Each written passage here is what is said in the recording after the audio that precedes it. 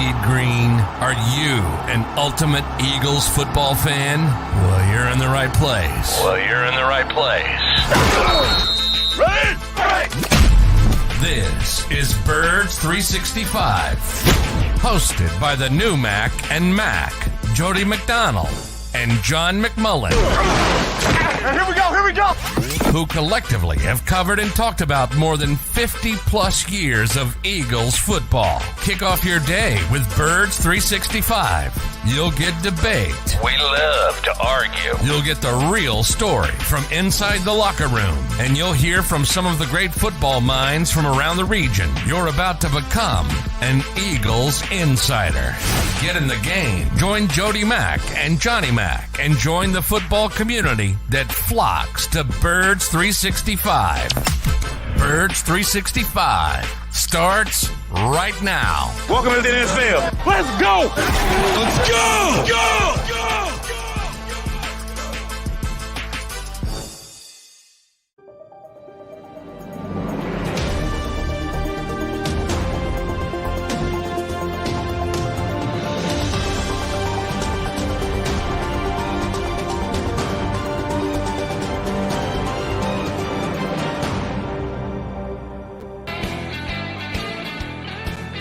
And a good Thursday morning, football fans, you bird watchers. You've got Mac and Mac. That'd be him, John McMullen, and me, Jody McDonald, here with you for the next 2 hours, or at least I will be. Johnny Mac's got duties. He's got to get over to South Philly and watch the Eagles on a practice day. Johnny Mac, back-to-back practice day. Is this the first time they've gone back-to-back full practice days? Yep, first time. So we'll see it today and tomorrow. Today's the first round. I assume they'll go harder today because they also have a Lincoln Financial Field practice on Sunday night. So my assumption is they'll back off a little bit on Friday and obviously have the off day Saturday. So then you have Lincoln Financial Field. So my guess is the pads will be on. It'll be a green practice, but we'll see. But, we'll see how it shakes out. Green practice. Ooh, that's huge. We shall see if it's used or not. But the Eagles are winding their way to get ready for the season opener, which is still a bit away. We've got a handful of preseason games and, of course, the all-important joint practices. We'll probably talk about that plenty next week. But today's practice, as you say, should be pads, should go green. That means close to 90 minutes. With new coaches on the staff and changes in personnel, this is very similar to the team that went to the Super Bowl and came up just short against Kansas City Chiefs last year.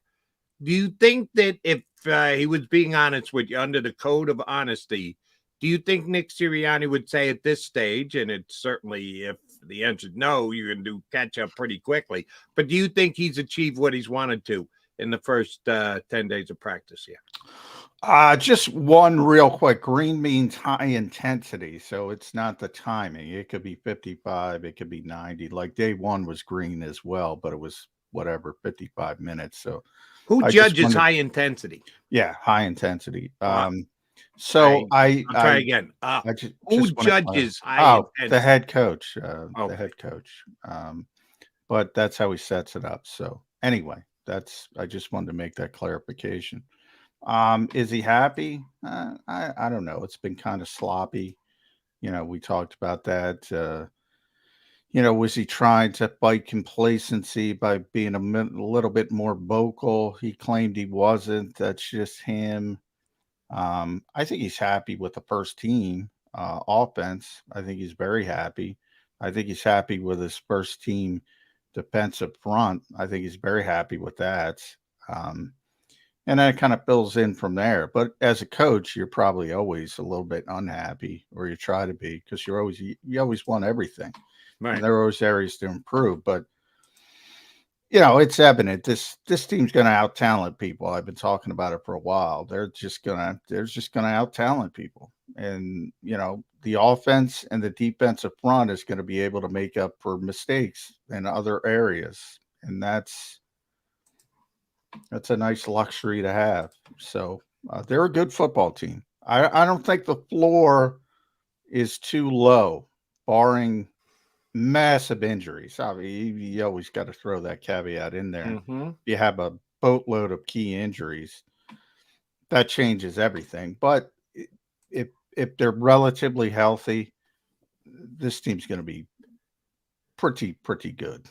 And to that end, Eagles have not had injuries here in camp. And I know it's just the first couple of days, and you don't want to overreact to anything one way or the other, but they got nobody hurt.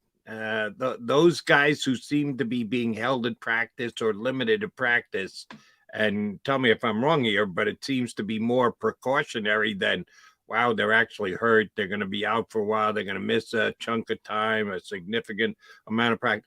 The Eagles, to their credit again, because they have a specific plan in place where they believe less is more if you get the results from the trainer that you want. To this point, it's absolutely worked because they haven't had any significant injuries at all to start this season. Yeah, I mean, they're very cognizant of and probably got emboldened by Joe Burrow, and they've even ramped it up this year. It's sort of practice, rest, and this will be the first time, as we say, from back-to-back practices, and even that, I don't think they're going 2 green practices back-to-back. I think they'll scale back one of those 2 and try to manage. And who knows, we might see the first maintenance days because it's back-to-back on that day too with all the veteran players. You remember how many of those there were last year. We haven't seen them because they're kind of built in this summer. We have practice and walkthrough, practice, off day, practice, walkthrough. So they've kind of built it in. But now they have back-to-back practices Thursday and Friday. Here they have one grouping next week as well. So we'll see if the maintenance days show up. That could be a process. And, you know, the significant injuries, I always say, those are the luck injuries, the ACLs, the Achilles. You saw an Achilles with Patrick in Denver. I don't know how you prevent that kind of stuff, but you know, the calf muscles like Joe Burrow. That's why I bring up the hamstrings, those strains. I think those are things the Eagles think they can manage. And so far, so good. It seems like they're at least ahead of the curve when it comes to that kind of stuff. Since you referenced it, see if I can pin you down a little bit here. Maintenance days, load management, call it what you want.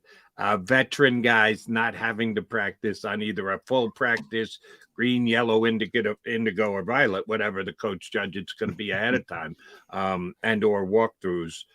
We know the core 4 are going to get those. That would be the old guys, according to Jason Kelsey himself, Lane Johnson, Brandon Graham, and Fletcher Cox.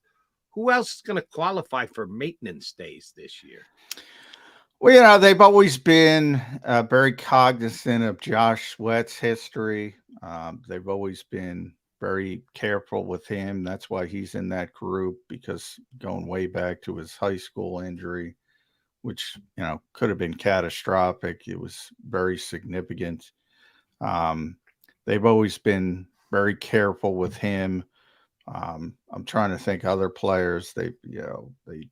Hassan Reddick because of his status, you know, Slay because of his age, Bradbury, they might get in the mix, which is kind of a combination of sort of aging and status as well. Status can be a part of it, to be honest. You know, they have to talk. I always say they have to talk Brandon into taking days off, but he seems more receptive to it ever since his Achilles injury. So that's typically the group of the younger guys. The one that stands out is Josh, and that's because of his prior history.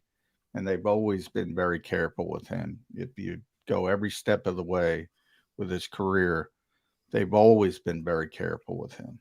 All right, so you got 3 factors. Number 1 is actual age. Number 2 is injury history. And number 3 is status, that if you're a superstar player, that you might be accorded a little bit more break and get some downtime.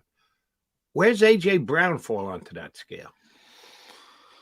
AJ might be in the status scale, but he's young enough to where he's not a type of guy is similar that likes to take days off. So, he might say, well, look, what is AJ 25? I'm fine. He might DeMonte as well. They're still so young, which is kind of frightening for the rest of the league because they're already proven to the point where in AJ's case, he's top 5 receiver in the league. They might lean on status, but he's the type of guy who would say, look, he's very cognizant. Obviously, you can look at him and say, okay, this guy's into physical fitness. He's not begging off doing stuff. So he hasn't been in that category. But I could see him graduating into the status category, no question about it. You probably have to talk him into taking a day off, though. So some guys, it's a foregone conclusion. Like I said, the core 4, the guys who are well into their 30s and been here for a decade apiece. Are the others asked if they'd like a maintenance day? Are they suggested they're getting a maintenance day? Are they told they're getting a maintenance day? If you do know, as best you do, how is that decided upon? Well, most are told and most gladly accepted, and but there are a few, and Brandon would be the best example. Like Brandon, until he never took a day off, never took a day off. Like when everybody else had the maintenance day, you can go back and look at the old injury report. He practiced because he said, no, I'm not taking a day off. So, status works 2 ways. You can run the ship a little bit and say, no, thanks, but no. But yeah, most of them are just told, and most of them say, all right, I'll sit here in the baseball cap, especially when it's 95. It's been pretty nice. Yeah, I was going to be pretty nice today. Last Friday was the only killer day so far, right? Yeah. But yeah, most are just like, all right, I'll watch. I'll take it in. And today is not supposed to be in the high 90s either. So we'll see if all are present and accounted for. All right, John, we're getting to that point in camp, and it's still early, but sometimes jobs are won early, and a guy gets a hold of a job and never gives it up. Coming into this year, Eagles had some positions where we knew there were going to be battles. Some for starters, some for backup position, but there were battles that wasn't line drawing. Here's the guys at this position. Here's the order they're going to play in. Here's the order they're going to sub in if there's injuries and the like. And others have kind of been up for grabs. So I want to get your early take on a couple of positions that I think we can legitimately call battles. The first one is the one we probably talked about more than anything else than as far as battles go, and that's right guard. You've been at every single practice that they have allowed you in. We know that as far as judging first team reps, there really hasn't been a battle. Cam Jurgens has gotten all of them. Steen has got no better than the second team reps. The coach has been kind of outspoken that the battle continues. It rages on, when evidenced by what's happened on the field, that really hasn't been the case. So I guess the way I'll ask you the question is, what would it take for Cam Jurgens to lose the battle at right guard? Yeah, I don't know. That's been a strange one. I've said it pretty much to me. I've said it in the past. He's taken every first team rep, yet he's the one guy Nick says, well, it's still a competition. Well, let's start the competition then. Let's, and maybe it'll come when whenever Jason Kelce, if and when he gets a maintenance day, I assume he'll get one in probably on Friday would be my guess. And we'll see if Cam moves to center and Tyler Steen takes over at right guard. Maybe that's where it starts. It's still early. And if it does start there, you still have the joint practices coming up with Cleveland and Indianapolis, which are probably going to be the most important days. Not probably, definitely. So maybe they're just starting it late. But until somebody gets a first team rep other than Cam Jurgens, I find it hard to believe that Cam Jurgens isn't going to be the right guard. I mean, he's played well. There hasn't been any noticeable mistakes. He hasn't been overwhelmed. First team offense has been humming, and he's part of it. So he looks like the right guard to me. So Steen has been the backup as of right now, and you're right. When or if Jurgens is asked to move back over to center, we'll learn a little bit more. Has anyone gotten quote unquote third team reps at right guard? If so, who? Yeah, I mean, third team has been Tyrese Robinson mainly at right guard. Jack Driscoll would be in that position in theory, but remember, he's the second team. And it's interesting what they've done with Jack Driscoll and Dennis Kelly. They had Dennis Kelly at left tackle. The last two practices, they've had Jack Driscoll at left tackle and Dennis Kelly at right tackle with the second team. So he's busy focusing on that. But Jack, obviously, they know can play the position, so they're not as concerned if they need to pull the ripcord, so to speak. They're not as concerned with him. So he would be the third guard, but he's not taking reps there because he's busy taking reps at both tackle positions. So for now, it's been Tyrese Robinson, who's one of the young guys, and he's actually played. He's got some experience in the NFL, but not really a threat to make the 53 practice squad potentially. Right. And he was around last year on the practice squad. When we get a little closer, get a preseason game or two under our belts, we'll start to try and figure who are going to be those practice squad candidates if they're not going to be the 53. And I think because that position is a question mark, and Jurgens may go there and you won't miss a beat from when Isaac Seumalo was the right guard, but we got to see it first. I think there's a very good bet that they're going to have some depth on the offensive line on the practice squad, but we'll get to that. We got time to get to that. All right. The quote unquote other linebacker position, if we all believe that the Kobe Dean is going to be the strong side linebacker, the dot wearer on his helmet.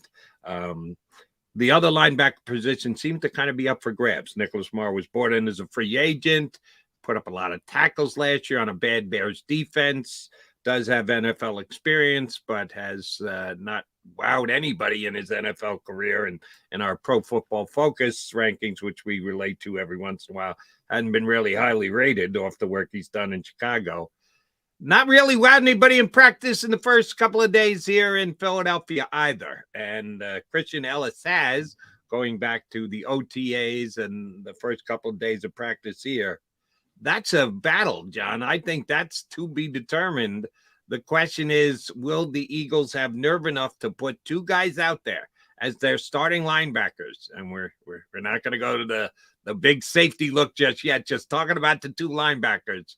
Christian Ellis has 20 some odd snaps under his belt. Nakobe Dean has 30 some odd snaps under his belt for their entire NFL careers.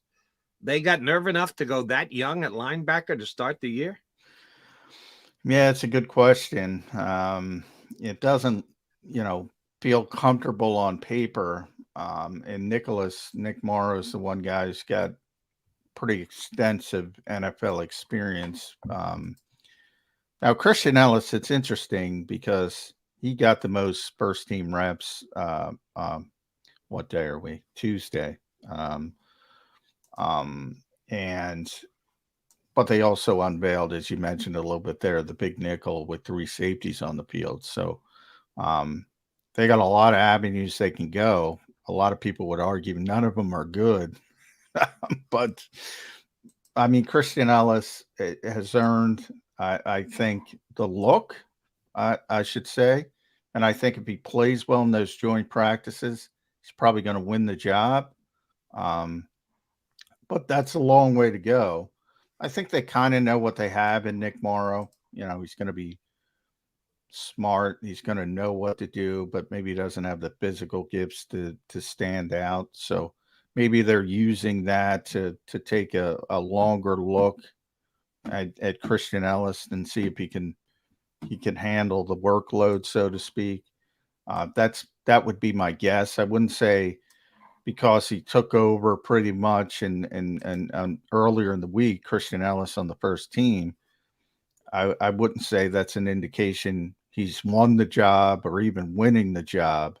I think it's one of those things where he's played to the point where the coaching staff has said, all right, let's see if he can handle it against the first team.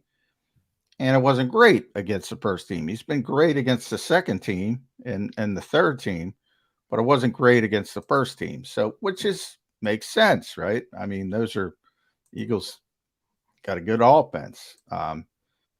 It's a little bit more difficult to, if you talk about the pass coverage aspect of it, it's a little bit more difficult to cover Dallas Goedert than the other tight ends. So, that one is still, I think, a legitimate competition. And I think they want to see if Christian Ellis is for real, so to speak. And if not, then they'll default back to a player they know, probably not a high ceiling, but they know he's not going to embarrass himself out there, Nick Morrow. All right. One other one I want to get in before I ask you about what you think Coach Sirianni is going to say today, because he speaks before practice and you got to run down there in the next 10 minutes. Wide receiver 5. All right. We know who the first 2 wide receivers are. Pretty damn good. The elite Quez Watkins is number 3. He's had a nice camp so far. And if someone thought Olamide Zaccheaus was just going to come in here and step right over him, probably not happening. But Zaccheaus will fill that backup slot role.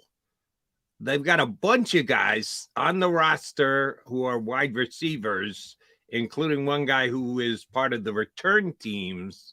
If you had to rank who's looked best out of all the wide receivers not named Zaccheaus, Watson, Smith, or Brown, who would you put at the top of the list?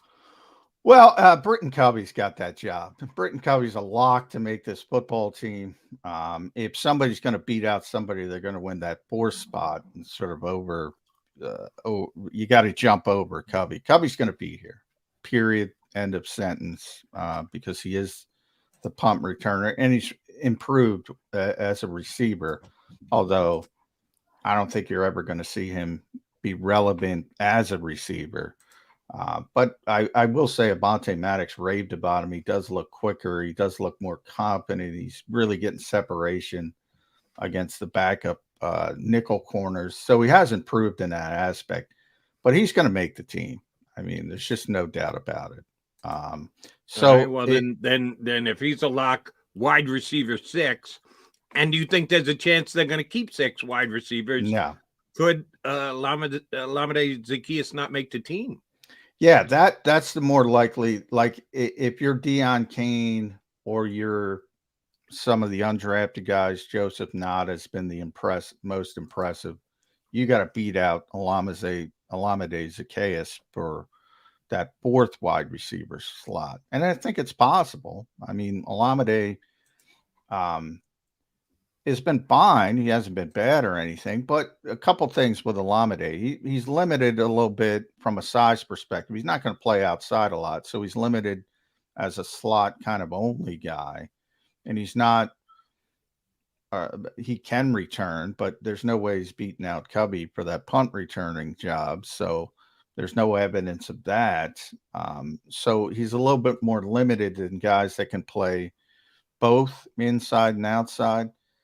So, I mean, Deion Kane clearly, but he was hurt. He's the one guy, got a little bit of an ankle, had to leave practice on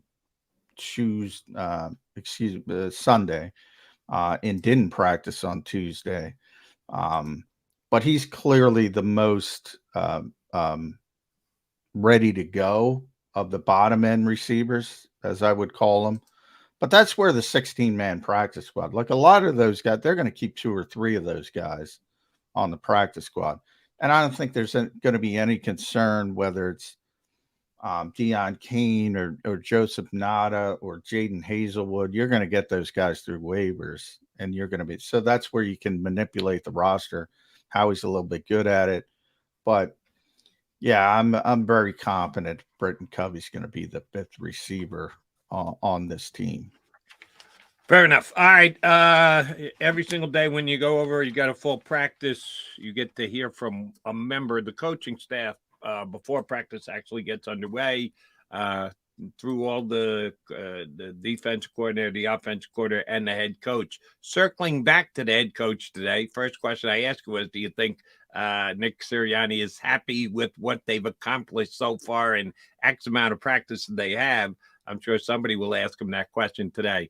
What, if anything else, do you expect Sirianni to give you some enlightenment on?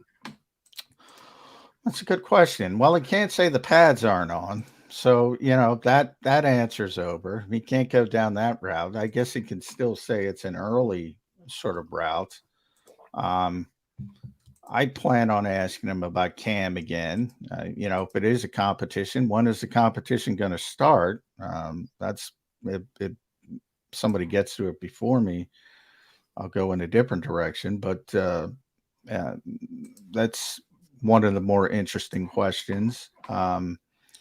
And then, Nick's good when you get him talking about sort of Bill Belichick in that aspect. He's gonna defer to, when you ask him who's playing well, he's gonna defer to it's early, the pads aren't on, that kind of stuff. He's not gonna throw guys under the bus. But if you ask him specific football questions, he'll go into sort of a dissertation. So that's what I try to do with him.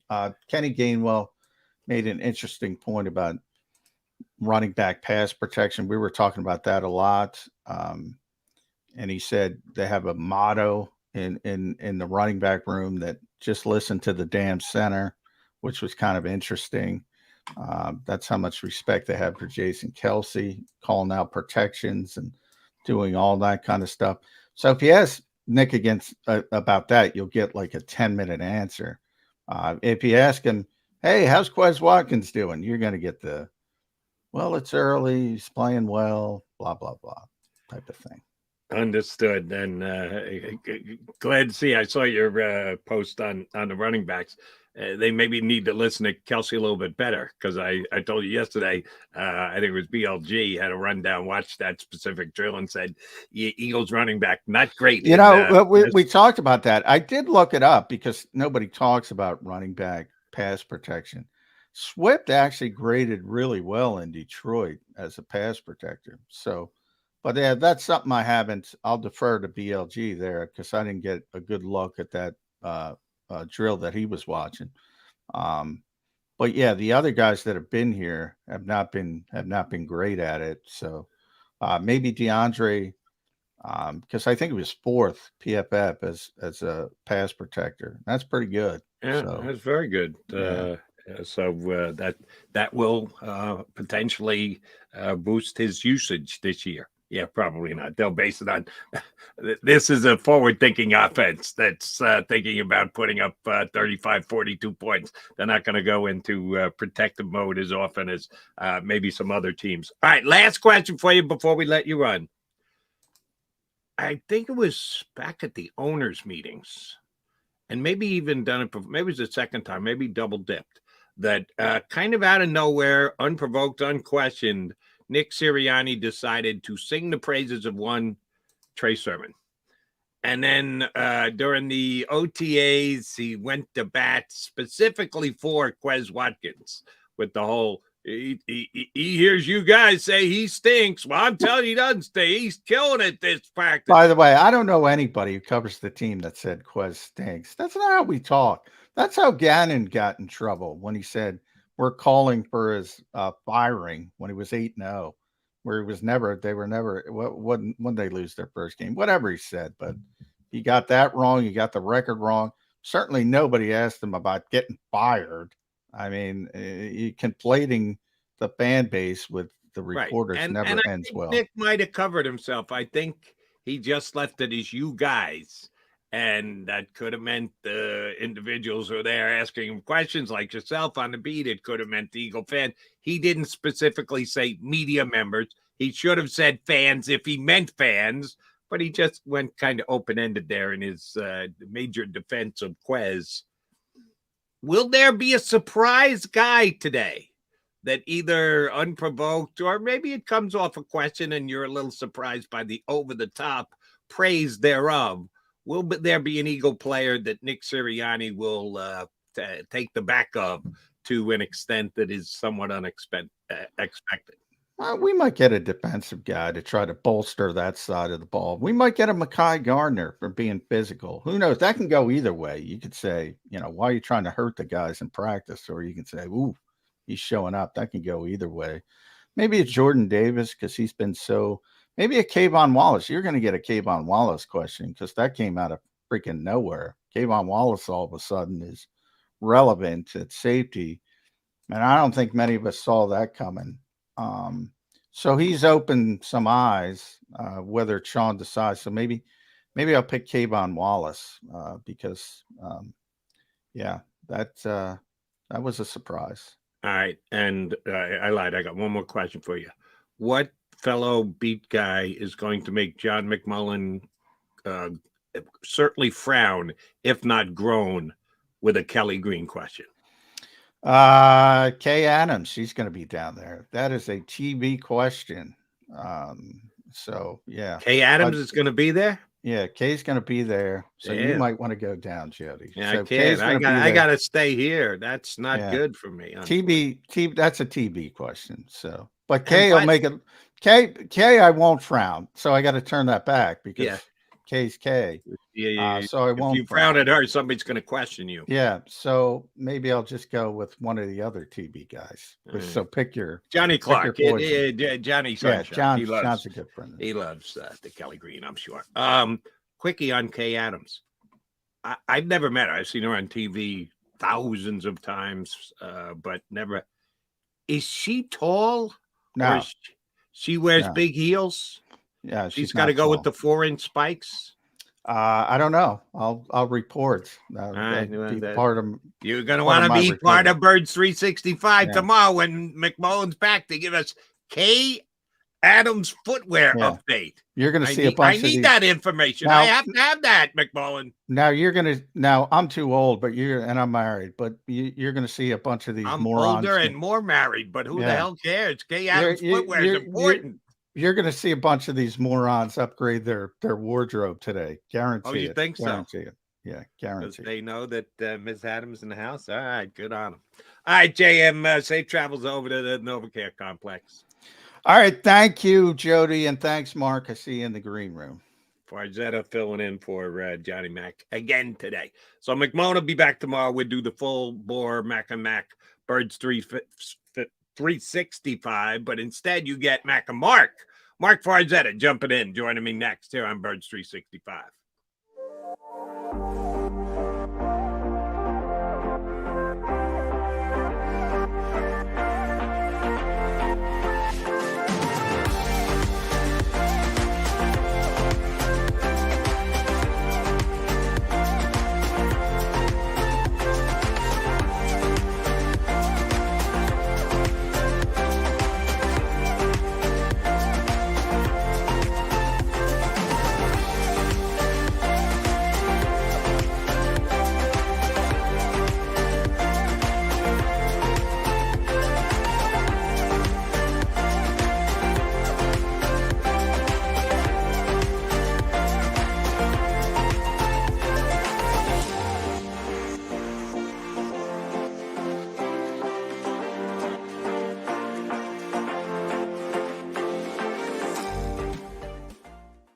Do you stream on a Roku, Fire Stick, Google TV, or Apple TV? Now you can watch 6ABC 24/7 with the 6ABC Philadelphia streaming app. And the big story on Action News? Search 6ABC Philadelphia and start streaming today.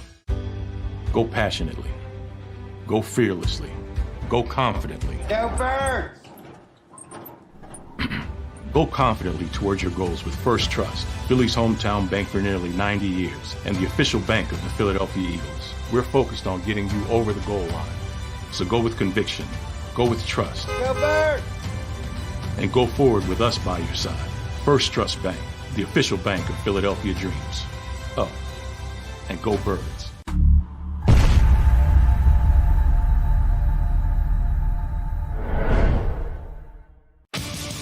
The greatest fans on earth. It's a bold statement, but would you expect anything less from Philadelphia?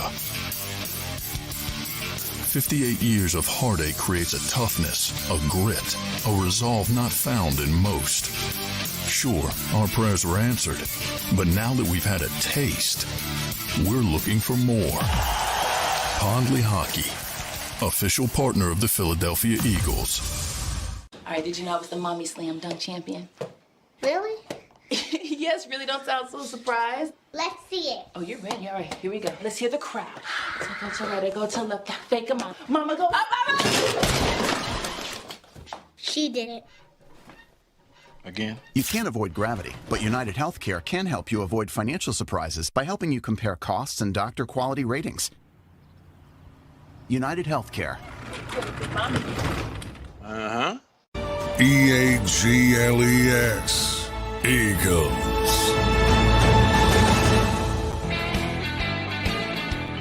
That is what we talk about here on Birds 365, EAGLES Eagles. And it's usually the Mac guys, McMullen and McDonald. J-Mac's got to get over.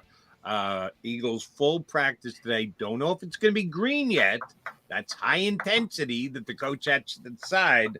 But they are going full practice, and the coach is going to speak before the game, and we'll certainly get that breakdown from Johnny Mac mañana. What I'm going to get for the next hour and a half is the insights of one Mark Farzetta, who was up later than he thought he was going to be last night. And you think that Philly game was going to end about, I don't know, 9:45, and just kept going and going and going and going. Yeah, when it was 5-0, you figure, this game's over already, and then it wasn't. Then it was 12 innings of madness. And Trey Turner doesn't need to be sat. He doesn't need a day off. He needs to be benched. I want to be very clear on that. But that's where I'm at right now there, Jody. Okay, well, a day off would be benching, and a benching is the day off. No, that's a day off. That's just a day off. A benching is we'll see you sometime. You know what I'm saying? They've given him days off. I don't know what you're saying. Are you suggesting that the manager has to come out either before or after the game and say, I benched Trey Turner? I don't need that quote. I just need him to not play. I just need him to not play for the foreseeable future. You know what he could do for this team right now? He could be a really good pinch runner. When they need a pinch runner, that's the glass they could break and reach behind that to get Trey Turner. That's how sad this is. I don't even know if I trust him pinch running right now. He is in a stone cold funk, and it's up to the Phillies to try and figure the hell how to get him back to respectability. I don't need superstar like he's being paid. All I'm asking for is respectability. Don't hurt the team, which he's doing right now. But he digressed because, exchanging text with Farzy is there. Blowing a 5-run lead, a 2-run lead, a 1-run lead last night, and end up losing that stupid game. But on a happier note, I did have dinner once with Kay Adams. Really? Where? The Continental in Old City. This was a couple of years ago. The Eagles had a fantasy draft party, and actually with my first pick, I selected Kay Adams. I think I ended up taking Aaron Rodgers. But her producer is a friend of mine. Her, me, the producer, and somebody else. We ended up going out to dinner in Old City. She's awesome. Kay Adams is just as cool as you would think. Was this when she was still with the NFL Network? Yes. No, she was with NBC Sports. That was even before Good Morning Football on the NFL Network. Oh, really? Yeah. What did you do for NBC before she went to the first I know of Kay Adams is the NFL Network? Yeah, she did. Caught my eyes, so to speak. Fantasy expert. She was a fantasy football expert. Oh, yeah, I remember. She was on Sirius XMs. Yeah. I had her on once. I was hosting a show on the Fantasy Channel. They said, we're going to give you Kay Adams. I didn't know. Okay, is she good? You sure she's good? And a radio interview doesn't necessarily tell an entire tale. So I had no idea. So I actually talked to Kay Adams before I knew Kay Adams was a smoke show. Anyway. And for the record, it was a business dinner. It wasn't, Very nice. Yeah. So I'll ask you the same question. Like I said, never met her. How tall? Maybe 5'4". 5. Yeah, she's not tall at all. 5'4", 5'3", maybe. Yeah, okay. She's not exactly she's not exactly playing center. You know what I'm saying? She dons the high heels. The highest of the high heels, yes. Very nice, yes.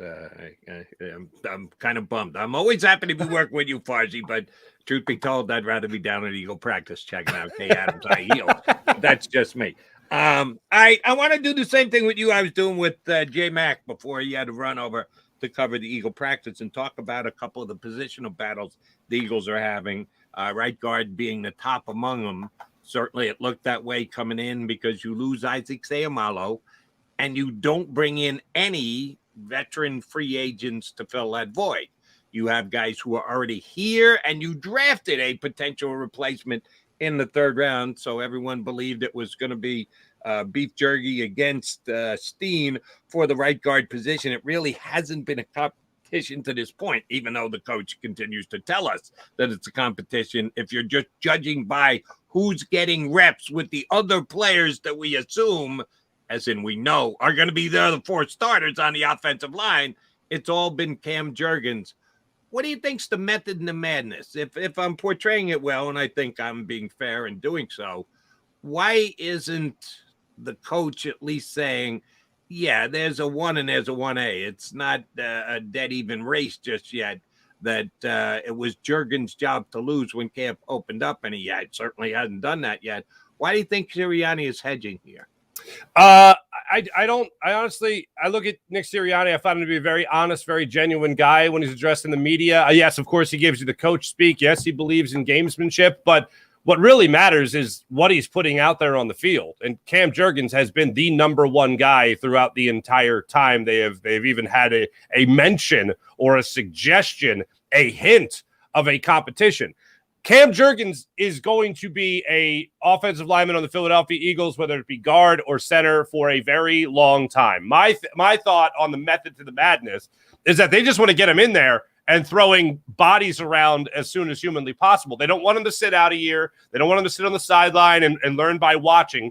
They want him to get his feet wet as soon as humanly possible. When you have a guy like Jason Kelce as your center, a guy who doesn't miss time, a guy who doesn't miss games, certainly, he's not going to have a lot of opportunities to do that at the center position. So they want to make sure at the start of OTAs, they had him there. At the start of training camp now, they have him there at the right guard spot. So they want him to get as much experience as possible at that position and then make sure he can have success at that position. As we said, I think it was on Tuesday, you have Jason Kelce to your left. You have Lane Johnson to your right. There's a nice learning curve in there in the middle for a guy like Cam Jurgens, who has played interior offensive lineman for the vast majority of his college and, of course, now what's going to be professional career. A guy like Tyler Steen is not going to break that unless he goes into the preseason and then really starts pancaking people in the preseason. It's the only way he's going to get any legitimate recognition as a guy that might be able to play the right guard spot. But I think most people are still confused as to why the Eagles drafted a tackle who's played right and left tackle at the college levels there, and drafted him and announced him as a guard. So he's a depth piece at this point. He's a Jack Driscoll. He's in those ranks right now, trying to break into the starting rotation of that offensive, well, not rotation, but the starting lineman for the Philadelphia Eagles. So as of right now, it's not going to be until the preseason until we really see what he could do at that spot. And, of course, we're eager to see what Cam Jurgens does at the right guard spot because we've really seen him only as a center. So let me see if you'll follow suit with me. See if you're nervy enough, maybe foolish enough, maybe stupid enough to answer this question. Jason Kelce going to be starting center at Philadelphia Eagles next year? I think he is. As of right now, I think he's. Look, bottom line is he's still playing at a high level. All right. But this move, Cam Jurgens only being 1 year, let's put it this way. If it was going to be 1 year, the way you try to break this down, and I like it because, yes, I am stupid enough, but when you're really trying to search for answers about what this could mean outside of, they just want the best possible player at right guard, and right now that's Cam Jurgens. But when you try to search for what this can mean for other things, they're not going to, if Cam Jurgens, if it was just 1 year, if Jason Kelce did let Howie Roseman know and Nick Sirianni and Jeff Stoutland, hey guys, I'm like 70-30, 70 that I'm going to retire, 30 that I'm going to come back next year. If they said that, and they thought it was likely that he was going to retire, that this was going to be his last season, I think they put Tyler Steen in there at right guard and say, hey, look, you're at right guard for the next 10 years. Cam Jurgens, you still wait in the wings. You'll get opportunities to play throughout the season at different points. But as of right now, just learn everything you can about the center position. That's the only thing. That's the only thing that makes me believe Cam Jurgens being the number one guy from start. There's not Tyler Steen in there, and then his job to lose it's Cam Jurgens' job to lose. And I don't think it's just seniority that goes into that decision. So as of right now, I'm going to say that this is not Jason Kelce's last year with the Philadelphia Eagles or in football, because I don't see him playing anywhere else. I say that he plays again next year as well. That's where I'm leaning at this point. And yes, I am dumb enough. Yes, I am stupid enough. Yes, I am reaching enough to say that this Cam Jurgens decision has to do with that. The reason why I asked the question the way I did, nervy, foolish, stupid, thank is you, yeah. because I've been stupid enough for like 4 straight years ago. I think this is Kelce's last year. I just see the guy. The guy looks like he's ready to go. I know he loves football, but he loves his kids. He loves his wife. Oh. I've been wrong like 4 straight years running. So I just wanted to see if I had company in my stupidity. And no, probably not. Farzad is going to be right. He'll be back on playing again next year. So I'll while away in my stupidity. All right. Running back position. Yes. They're using guys out of the backfield early in camp, working on more plays to get the ball to running backs, be it either on screen passes or quote-unquote dump-off passes or lining up closer to the line of scrimmage. But they've done, at least according to the beat guides, a little bit of an inordinate amount as to what they had done previously, and the coach was specifically asked about it. And it looks like you're working on it. We expect to see more of this. His response was, well, we didn't do it a lot because, well, if you don't have those type of weapons, you don't call those type of plays. That they just didn't feel comfortable throwing the ball to Miles Sanders, who was on the field a lot last year as the number 1 back. Kind of makes sense. Sirianni got a little simplistic on us, and you had to shake your head. Okay, I see where you're coming from, Coach. But it seems like they have more faith in DeAndre Swift being a part of the passing game. Maybe Kenny Gainwell is a bigger part of the offense just in general. If that's the case, how does that affect the overall usage of the running backs? The coach is well on record at saying, don't read anything into who's playing, because we keep talking about Cam Jurgens getting all the snaps with the one. That's how you determine everything. Who's playing with Jalen Hurts? Who's out there with Jalen Hurts? That guy's the starter. That guy's number 1. That's the guy they're going to lean on. That's how we determine basically everything. But the coach said, don't do that, because I'm going to be changing the guys from day to day. We really are open-minded about our running back room.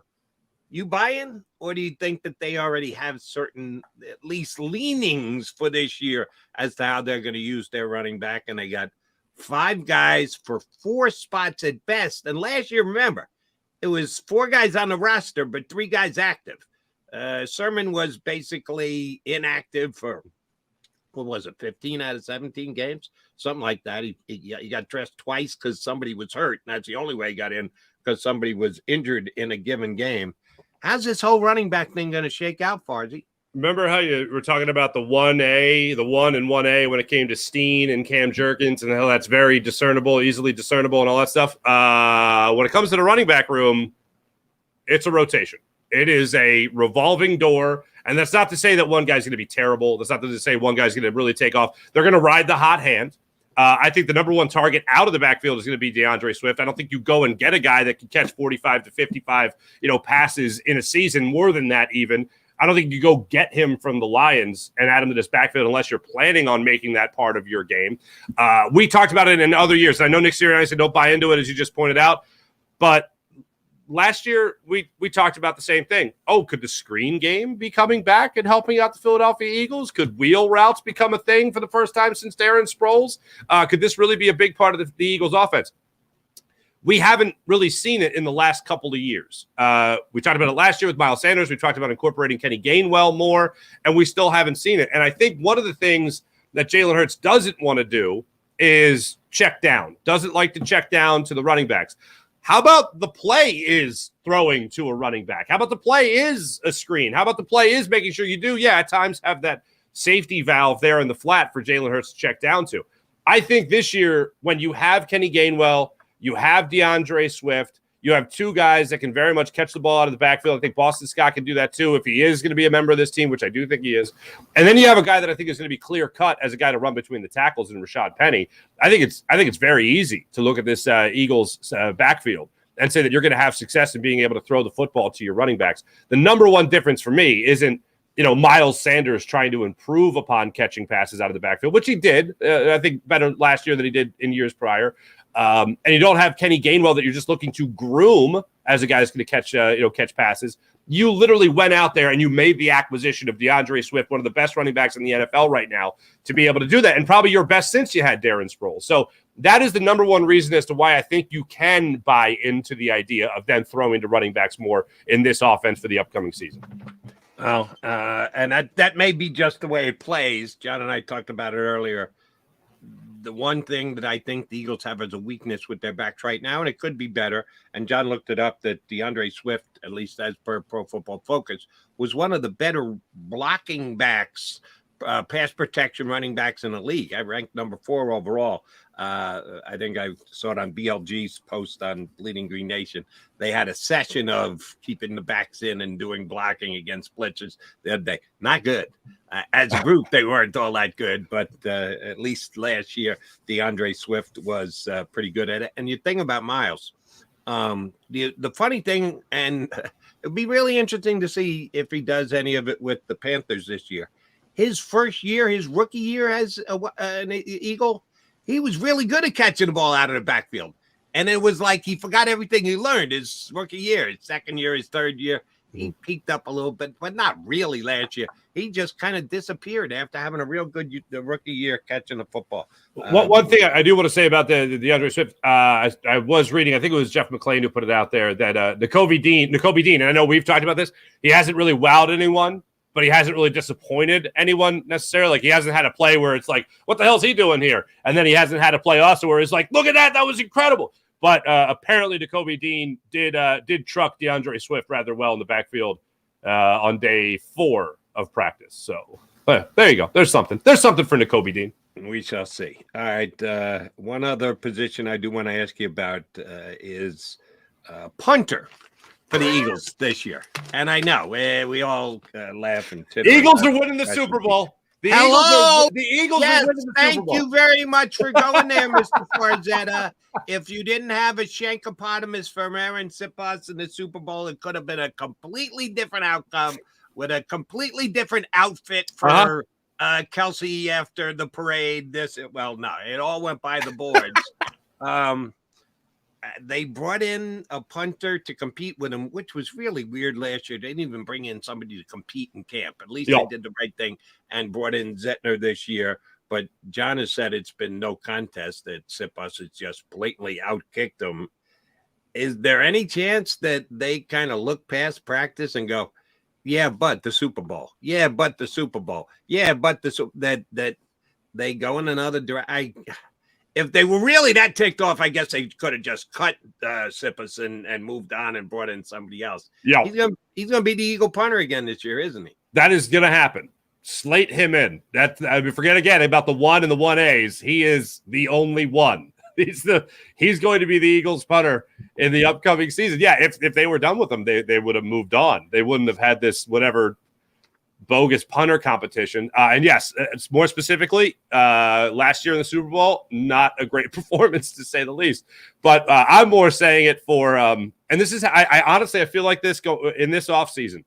Jody, I remember when the Eagles the offseason and training camp and preseason leading up to the Super Bowl victory. We were talking about who the long snapper was going to be. We were talking about worried about the long snapper with John Dorenbos just being traded. And, of course, later having his life saved by that trade. We talked about the backup quarterback playing enough. Of course, that was Nick Foles. Whether or not he played enough in the preseason. I bring those points up simply for the fact that those seemed pretty moot going into the regular season. And now we're talking about the backup punter, or excuse me, the punting position for the Philadelphia Eagles. And although, definitely important, that goes to show you if you have a depth chart of concerns, that is pretty far down there when it comes to the punter of the Philadelphia Eagles. Now, granted, the Super Bowl wasn't great. It was bad. And yes, they probably win, had not for what did you call it, a Shankopotamus? Yeah. They probably have a much better run there in that Super Bowl and maybe hold a lead. But I don't think that the Eagles are seriously considering making a change at punter. And I hit you with one more, and then we'll get to the top of the hour. Mike Sealski is going to join us, lead sports columnist for the Inquirer, going to join the show in about 25 minutes. I asked John about this, and he surprised me a little bit. Maybe I should have asked the question differently. I asked him wide receiver 5. We know that A.J. Brown and Devontae Smith are number 1, and Quez is number 3. Well, did you know that Quez was elite? He told the world yesterday that he was elite. I missed that memo. Sorry about that, Quez. But he's locked in at number 3. And John said Britton Covey is locked in at number 5. He's going to be the 5th wide receiver. He's going to get the 5th number of snaps at the wide receiver position. But he's a lock to make the team because of his return skills. And that if there is a battle for a wide receiver position, it's wide receiver 4 with Olamide Zaccheaus and the many other receivers that the Eagles have in camp here. Is Britton Covey a lock to make this team just because he is the punt returner and they don't have faith in anybody else returning punts? I think so. I think they are going to at least invest that into special teams. And I know it's a feel-good story, and you talk about the what do you call it, the track championships and all that stuff. He's great at and all that. But no, that's Devin Allen. Oh, I'm sorry, Devin Allen. No, I'm sorry, I'm confusing. I'm talking Covey. Yeah, Covey. Excuse me. No, but I think that they did trust him with that spot last year, and it took a little bit of a while to figure that out last year. And I think they look around right now at who they have, and I don't think they trust anybody else to field punts or in the event that you can actually return a kickoff. I think that that's what they'll invest in. I think it's going to be another practice squad year possibly for if they can even practice squad Greg Ward at this point. But yeah, I think your top 5 guys are pretty much set. The only real battle is the jockeying of position, which to what I understand isn't much of a jockeying position between your number 3 and Quez Watkins and Zaccheaus as well. So I think those are your only 2 that you're going to be shifting around. And, oh, by the way, for all the wide receivers who are in camp, this just if you're watching Birds 365, which would be a smart thing to do since you're heading down to the NovaCare in just a couple of minutes, a way that you could sneak onto the team. And again, there's going to be a 16-man practice squad. There's going to be a couple wide receivers, if not 3, that are going to be on that 16-man. You want to be on the practice squad blocking downfield.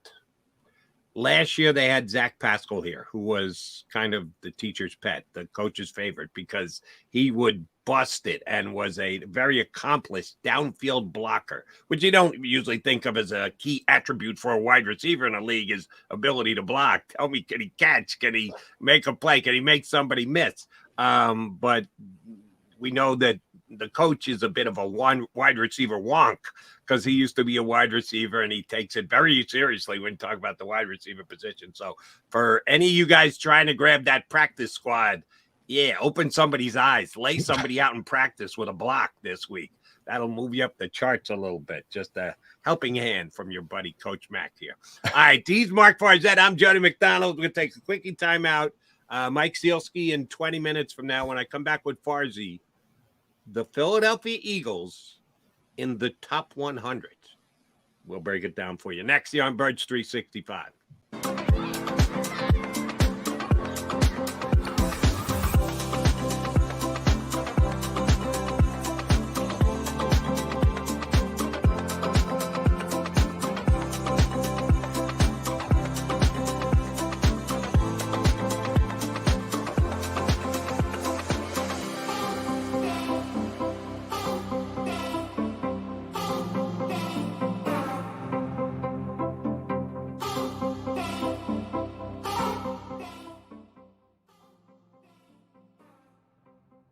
If you own a company and you're not producing a podcast, you're missing out. The public consumes messaging when they're ready. Join the professional podcast network of companies and let JAKIB Media Partners put you in the podcast arena. Come to our professional studio or we'll come to your place of business and professionally produce your company podcast. Call JAKIB Media right now at 267-261-3428. 267-261-3428. Heading down the shore, have a ball once more. Here, imaginations run wild and time stands still. Because here, you can find the best of the Jersey Shore all on one 5-mile island. So leave the old you behind and get lost in the woods. Wild, wild, wild wood days.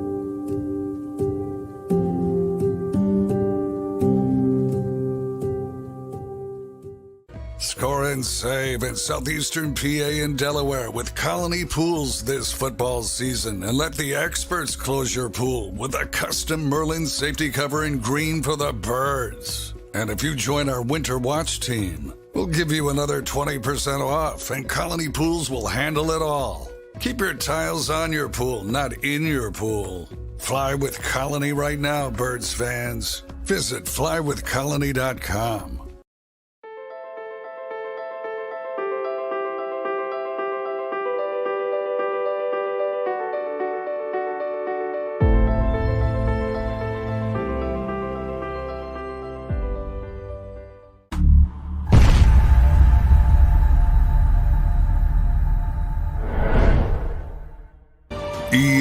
EAGLES, Eagles.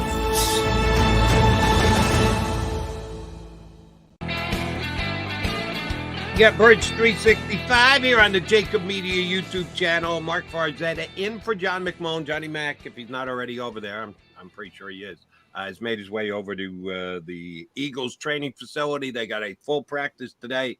Will it be green or not?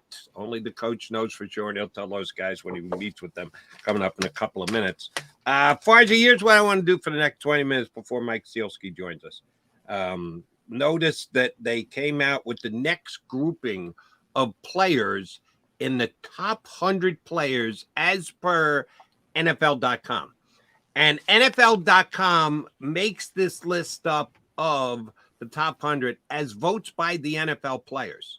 Now, everybody's got a list. We've been doing them for friggin' 4 months. People love lists. They really love lists. They love them, and when there's no actual football being played, you got to fill time somehow. So everybody comes up with a list, local lists, national lists. Everybody's got a list, and I just think it's funny that the one. Now, this is just my read from afar. John could speak to this better than I could because he's down there. He's in the locker room, but I follow enough players' social media accounts to have a grasp of the whole thing. It seems like the one they care most about is their Madden rankings. That hits home because everybody plays video games more so than Sports Illustrated lists or Jody McDonald's list or Mark Farzetta's list or Peter King's or any of the media ones. It doesn't come close to comparing to what's your number on Madden. But I would think that the NFL.com list does score some points because it's players talking about players. Mm-hmm. It's Pro Bowl stuff. It's like I'm getting snubbed, and this player's not better than me. I know I'm better than him. Whatever. Yeah. But even, do you think they care more about fellow and they vote for the Pro Bowl? But it's not purely the players' vote, the fans' vote, and the coaches' vote. This is just about the players. Do you think most players care about what other players think about them? Absolutely. I mean, those are the guys that they're trying to impress, manhandle, beat, every single game day. So if that player on the other side of the line of scrimmage doesn't really respect you and they think there's a ton of other guys or, 5, 6 other guys that are better than you that eventually knock you off that list, it's all about being competitive. And they want to feel like they're the best possible competition or as close to the best possible competition as anybody else that you're going to set foot on the field with. So being snubbed off a list like that definitely would stick in the craw of a lot of players. And real quick, on those Madden ratings, you ever talk to a former or current player about their Madden rating? They usually say, I don't pay attention to that. I don't care about that. And then you say, what's your lowest Madden rating ever? And they go, I don't even know. I don't care. 79. They know it. Every single one of them. Absolutely right. Every single one of them knows what their lowest batting rating was. But yes, to answer your question, they give a damn about what the top 100 is. Okay, that's good to know. And you were leaning toward this. if they can use it as motivation, more power to them. That's what you're hoping each player, if you're talking about an Eagle and you're an Eagle fan, you're hoping an Eagle player looks at it as, what do you mean I was 42? I should be in the top 30. Let me check this. I'll remember. We play them week. You're always hoping that the player uses it as motivation because in their mind they were slighted. You're never going to get somebody to go, holy crap, they had me in the top 20. I'm not a top 20 player. That never happens. So you hope that they use it as motivation going into the season. Eagles who cracked the top 100 this year, and the NFL network reveals it. They reveal it online, and they reveal it with a highlight show each week and do it 10 at a time, 10 to 91, so on and so forth. They have cracked the top 20. They have gotten to number 20 between 120. At number 100 was Devontae Smith. He just snuck into the top 100. Mark my words, he'll be higher ranked next year. Devontae's got an arrow pointing directly up. But he did get into the top 100, which was probably pretty debatable.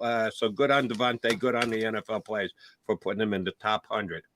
At number 65 was Darius Slay, which makes sense. Sounds about right to me.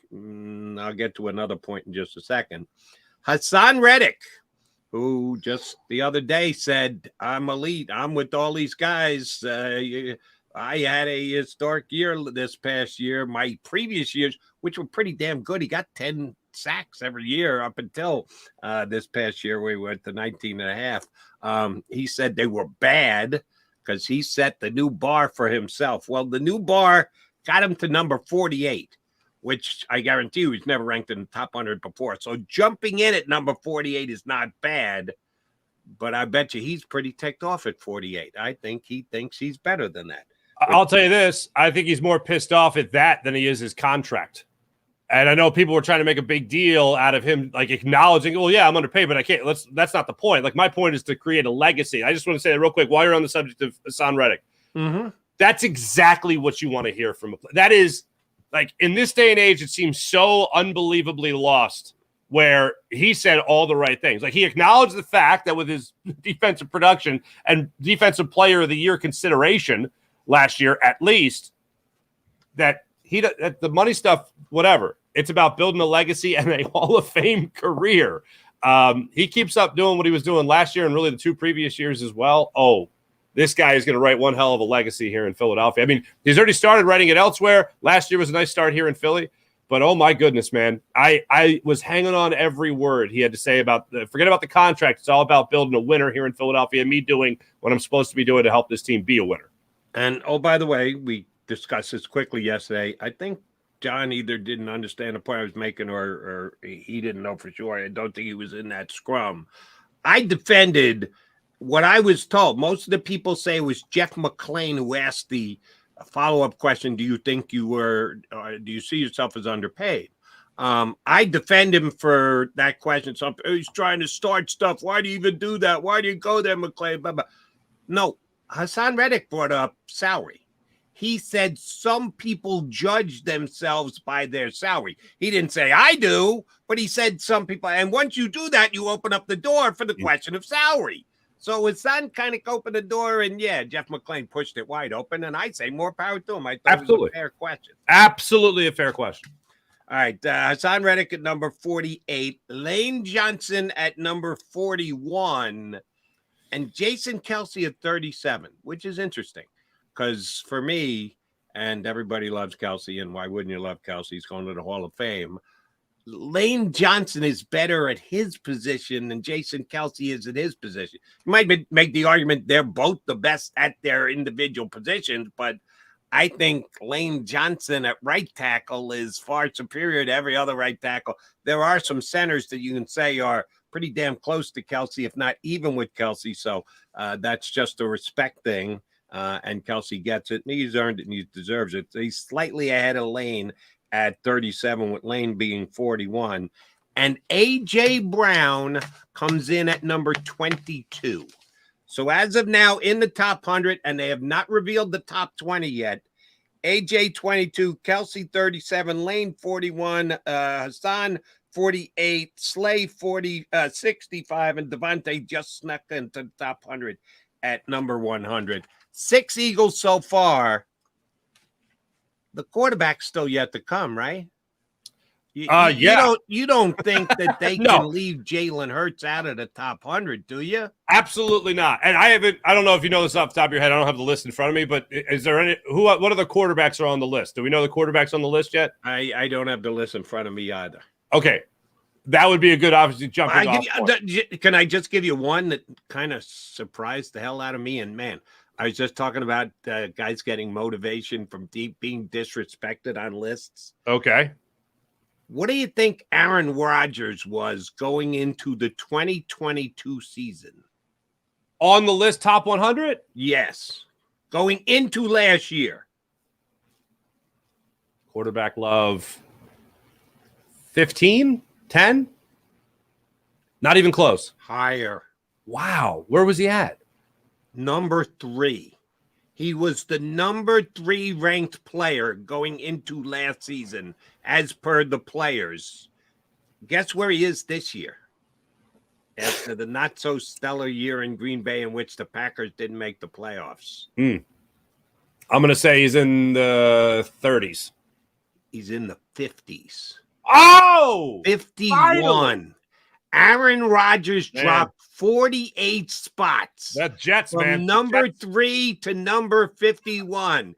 You talk about a motivated guy. He had a bunch of other things that he's motivated by. The fact that he got the hell out of Green Bay, that he's a Jet, that he's feeling good enough about himself that he can give back $35 million. He's got a new great brand of ayahuasca, I'm thinking. But from 3 to 51, you talk about a chip on a shoulder.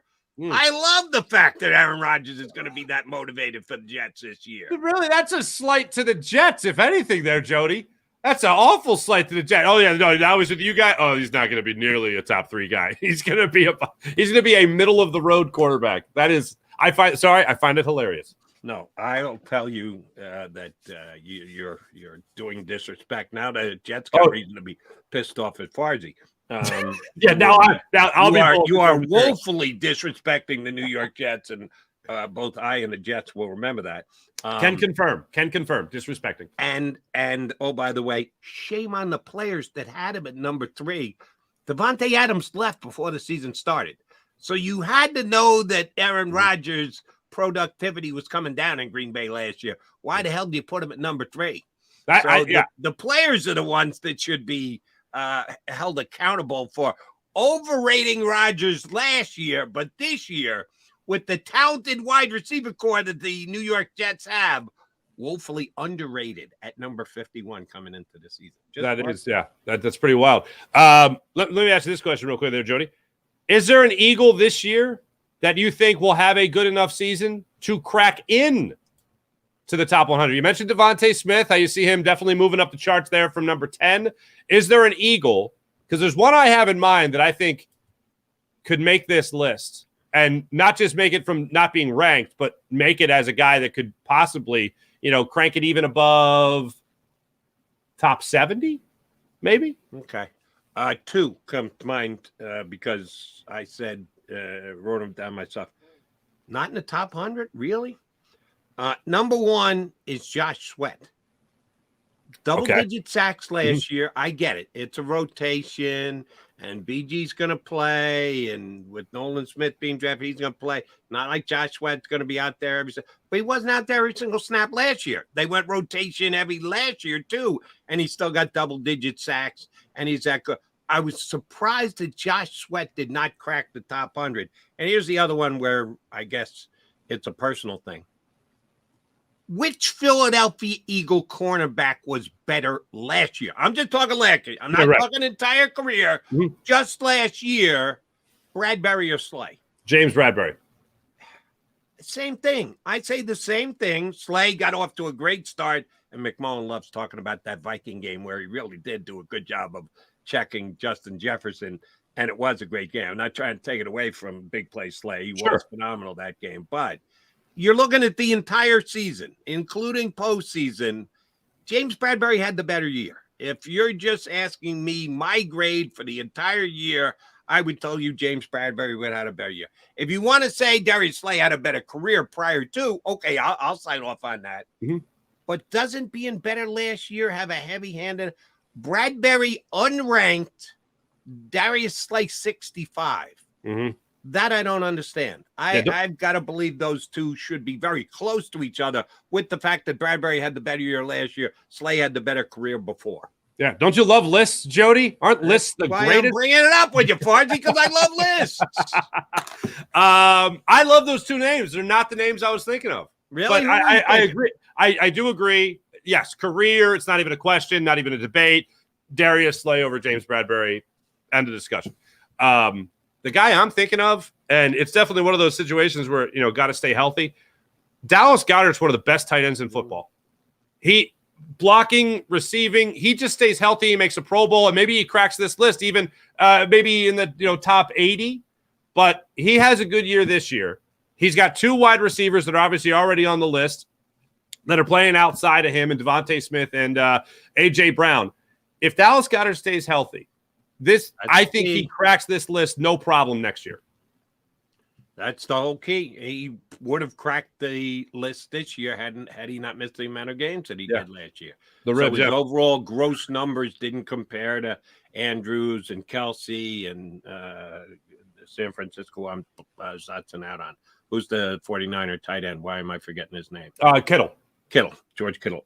That's why he didn't match up to those guys, because he missed time. Mm-hmm. So if he stays healthy this year, he's going to be in that group with them. And you're right, he's going to crack the top 100. I agree. All right, Jody Mack and Mark Farzetta here with you on Birds 365.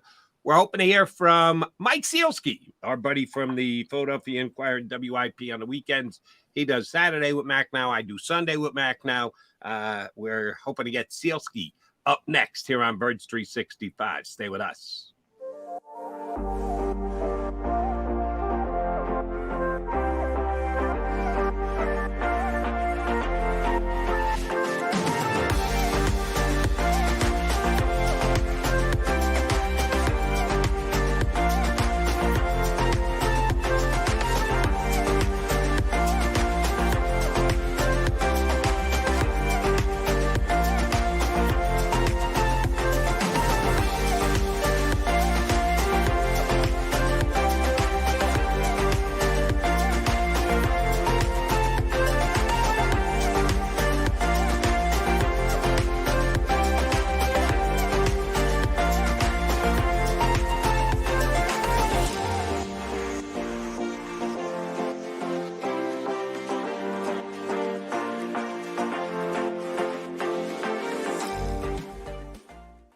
Do you stream on a Roku, Fire Stick, Google TV, or Apple TV? Now you can watch 6ABC 24/7 with the 6ABC Philadelphia streaming app. And the big story on Action News. Search 6ABC Philadelphia and start streaming today.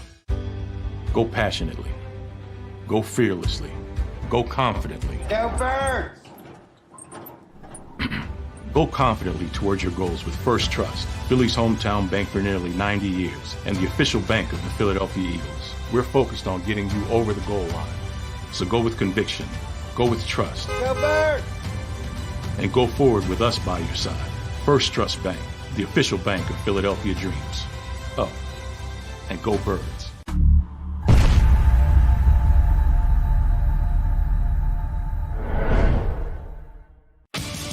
The greatest fans on earth. It's a bold statement, but would you expect anything less from Philadelphia?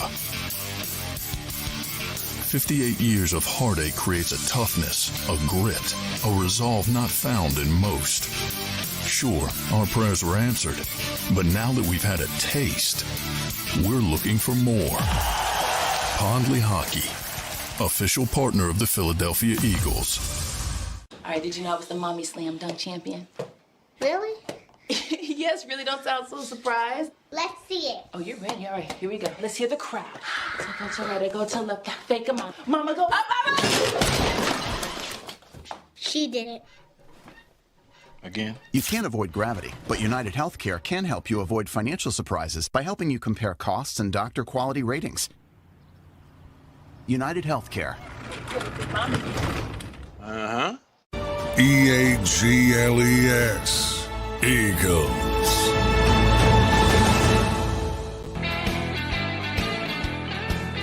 You got Bird 365 here on the JAKIB Media YouTube channel. Oh, I know we're getting a whole bunch of likes today because Farzette is on.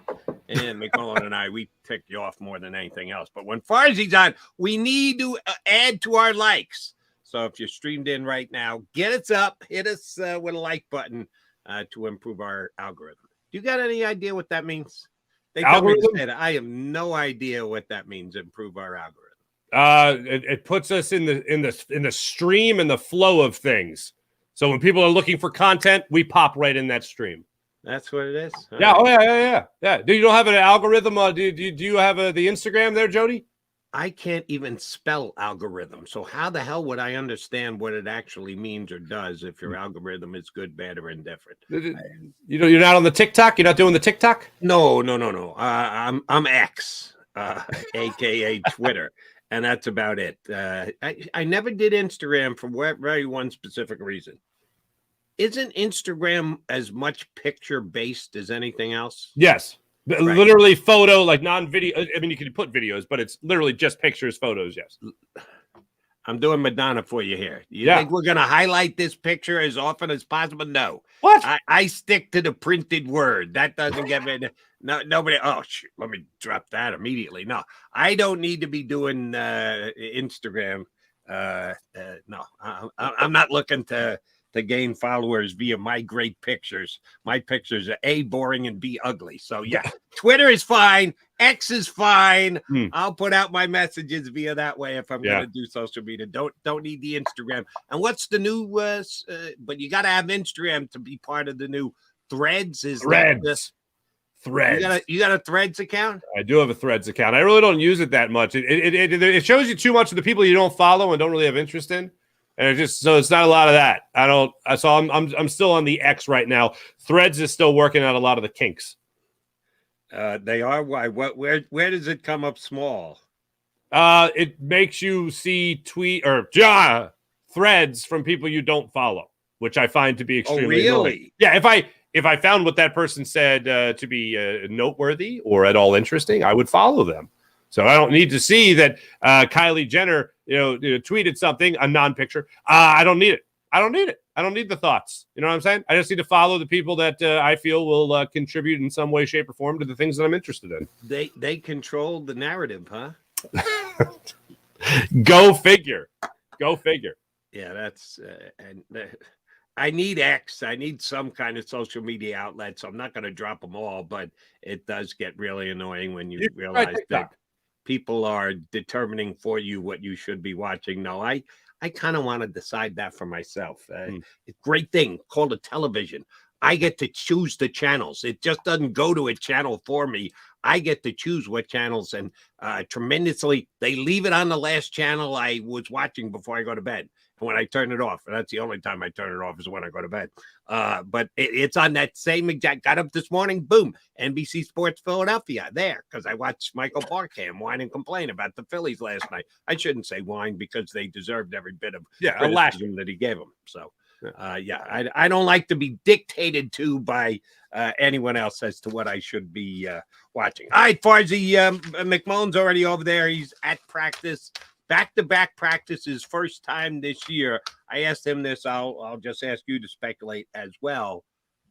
You think the coach is happy what he's gotten out of practice so far? You can judge by both his actions, what he says when he's available to the media and the like, but only he knows for sure. So I'm going to ask you to read between the lines a little bit here. You think they've gotten done what they've needed to get done so far this season? Yes, I do. Look, they're doing these. I know the old school people will look at it as patty cake practices where they have like the easiest. Last year, they had the easiest training camp schedule of anybody. So that's fine. And then after that, they had this easier schedule this year. So I think Nick Sirianni and scaling it back is being a little overly aggressive just to try to make a point. Like, while I have you for this limited time, I'm going to make sure we earn every second of this limited time. That's why you see the bullhorn. That's why you see him on guys more than usual. And he said, oh, no, it's nothing different. From what I understand, it is a little bit different than it even was a year ago where they were really soft at practice. And look, it led to a Super Bowl berth. So if it works for him, keep on riding it. But I do think that Sirianni is being a little bit more aggressive in the limited time he has with his players. I don't have a problem with that. Do you? No, zero. Because, again, John and I discussed this. You and I haven't. We believe that the amount of practice that the Eagles do is certainly an organizational decision. It isn't a pure Sirianni decision. We think Sirianni has input. Shoot, he's the one who decides how long practice is going to go. He can stop it after 65 minutes, or he can make it 75 or 85 minutes. Howie Roseman isn't standing on the sidelines blowing a whistle going, that's it, everybody off, showers. So we know that the coach has at least a chunk of control over it. But John and I both believe if there weren't some guidelines put in place, Nick Sirianni would practice as much as any other coach in the league. He'd push it right up to the CBA allowed limit on an everyday basis, just because he's as competitive a guy as he is. Oh, yeah, absolutely. Very emotional, ready to go at all times. And that's a good thing. I think that's part of what makes Sirianni as good a coach as he is. I do want to talk about the quarterback, and I think it is stone cold amazing that Jalen Hurts signs this massive contract during the offseason for over an entire year. Jalen Hurts was all we talked about because is Jalen Hurts good enough? Is Jalen Hurts actually going to be the quarterback? Are they going to go get Russell Wilson? Or can they can the fan base stomach Deshaun Watson if the Eagles were to acquire him? And none of that happened. And Jalen was deemed the quarterback here and followed up a solid second season with an unbelievable breakout, one of the best quarterbacks in the league seasons. And then once he got the contract signed, he kind of went away from everybody's consciousness because, okay, he's locked up. He's our guy. He's going to be a top 20 player on the NFL list this year. So we can all just relax and concentrate on everything else. But the quarterback is still a quarterback and has the most input into each weekend's win or loss. I'm going to use a specific phrase here. Is Jalen Hurts flying under the radar? I think in the national scale of things, he is flying under the radar. And no, I'm talking about right here in Philadelphia. I'm talking about Birds 365, WIP, wherever you want to judge your Philadelphia pulse of the fan base. Is he flying under the radar here in Philly? Absolutely, because every time I've been a guest or I have filled in for John McMullen, I'll mention something about Jalen Hurts. And Jody, you always say, we don't even talk about the quarter. We don't even talk. We don't even talk about it again today.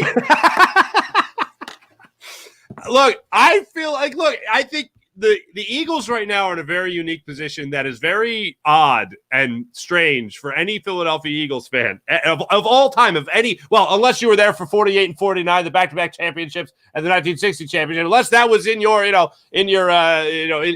murderer's row, whatever, unless that was in your timeline. We have no idea how to feel about this right now. We have no idea how to feel about having extreme confidence in an owner, having extreme confidence in the general manager, having extreme confidence in the head coach and the quarterback. That doesn't happen. That never happens. It feels like something's going to go wrong. It feels like everything's going too well right now. And Howie Roseman's going to make a bad move. Nick Sirianni is going to have to take over play calling again because Brian Johnson's not going to do a good job. It feels like something is going to happen, but you can't foresee that.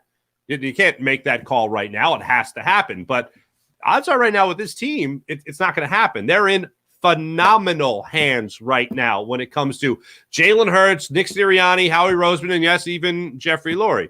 But just talking about the quarterback, a quarterback is supposed to be a great deodorant to a team that stinks. Like a lot of things could go wrong on a team, but if you have a great quarterback, you could overcome a lot. And especially with expanded playoffs, or the most than they have ever been, you can still be a playoff team as long as your quarterback plays great.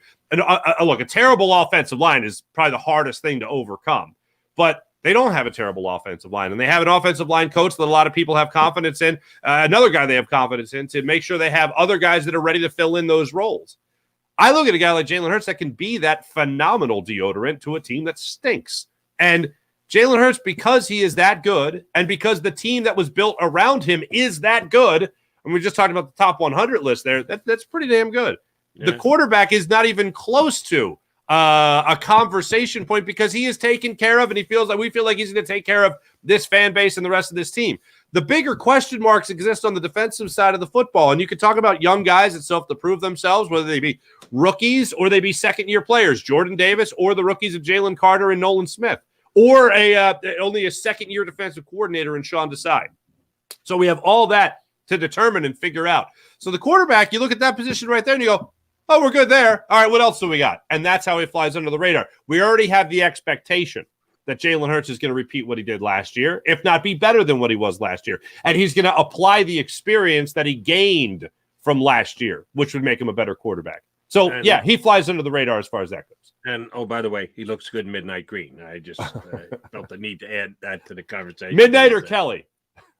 Both. Yeah. I meant to say Kelly. Thank you for me. Because they did a good job of getting the guys out there and helping them sell some jerseys, which shame on the company to put. How do you run out of them after only 2 days? Did you not know that these things were going to sell like hotcakes here in town? But I'm assuming they're restocking as we speak. Yeah. All right, you did go in. By the way, we were hoping to get Mike Sealski up here. We had some trouble making the connection. At one point, Sealski was on audio only, and I didn't see the text, but we couldn't get his video. His face had never popped up here in our green room. We'll try and get Mike on if it's only for a couple of questions, audio only, before we get out of here. But we had some connection issues, so apologize for that. We're supposed to have Mike on, and he tried to get on, but we couldn't do it. But they need you know that. Sean Desai, you mentioned the defensive coordinator, who the Eagles have changes on defense, dictated to by free agency and a couple of very key players like Hargrave going elsewhere for righteous paydays that the Eagles weren't willing to match. Linebacker, major turnover. Safety, major turnover. Sean Desai replacing Coach Gannon, who wasn't always the fan favorite here in town. How tough a job do you think Sean Desai has this year? All things in. First time DC here in Philadelphia, but he seems like he understands the town quite well. Pressure of the number 2 defense in the NFL last year, statistically at least, and having to deal with a bunch of – they're all new to him. That's one thing that I think that doesn't get stated enough. Oh, so much change on the Eagle defense. Well, everything's changed on the Eagle defense through the eyes of the defensive coordinator. He wasn't here last year.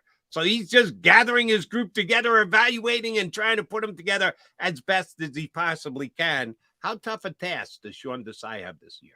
I think he has a very tall task. I mean, if you talk about non-players in Philadelphia, I mean, you could obviously talk about GMs, president of whatever operations for whatever sport, like Daryl Morey, for instance, president of basketball, whatever. Right up there as far as like most difficult, most scrutinized, most broken down jobs that you could get in Philadelphia is probably the defensive coordinator of the Philadelphia Eagles. Like when you talk about generally speaking, the most important job is probably is the quarterback of the Philadelphia Eagles. Then when you really start to go down there as guys that aren't playing, defensive coordinator of the Philadelphia Eagles, like, we'll cut you, man. We will cut you. We will get riled up and get angry about whatever the defensive coordinator of the Philadelphia Eagles. 70 sacks in the season. You're not doing it the way I like it, so screw you, Jonathan Gannon.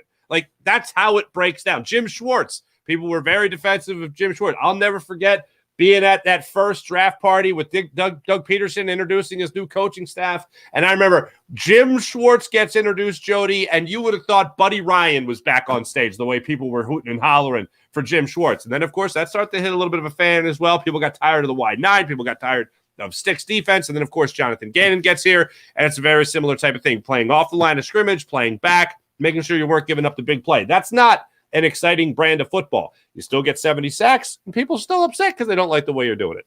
Sean Desai now, they have handed him a couple of beautiful sports cars, man. They have handed him the keys to guys like Jordan Davis, guys like Jalen Carter, and a guy like Nolan Smith, very young guys. Now Nakobe Dean. Like, there's 4 guys that are going to get a lot of snaps and a lot of playing time for Sean Desai. He doesn't have a veteran like Javon Hargrave in the middle of the line of scrimmage next to a guy like Fletcher Cox. The next best thing is Milton Williams in that regard. So, and you're given a secondary right now where, yeah, you got pretty set at corner, obviously, even in nickel corner with Devontae Maddox and some other guys like Zach McPherson that could be playing for you, or Keely Ringo that could be coming up, but he's another young guy.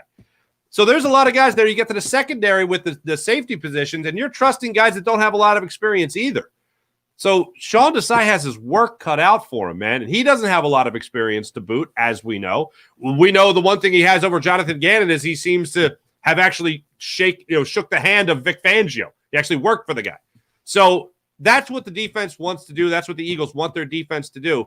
But there's a tall order in front of Sean Desai right now, and he's got to do a very good job with the keys they have given him to this defense, especially when you consider 2 first-round picks they have invested in his defense and a third-round pick at linebacker, which the Eagles have not really trusted a draft pick at all to be their middle linebacker over the last couple of years. And now they're giving him a third-round pick into Kobe Dean, a top-tier talent, top-tier pedigree type guy. And you're saying, all right, here's the keys to the kingdom, man. Here's the keys to the car. Don't crash it into a wall. Do something great with it. And you go on a long, non-bumpy trip with this. There's a lot of work in front of Sean Desai. Here's where I think Sean Desai could get a bit of a break because you can control what you can control, and then there are certain things that are slightly outside your own control, and that's the schedule. When the Eagles schedule came out, we all went through it and we looked at it as overall strength of the team that they're going to be playing. Ooh, easy early. A gauntlet at the middle of the season and then lightens up again, specifically because they played the Giants twice, who they just flat out owned last year. Not once, not twice, 3 times.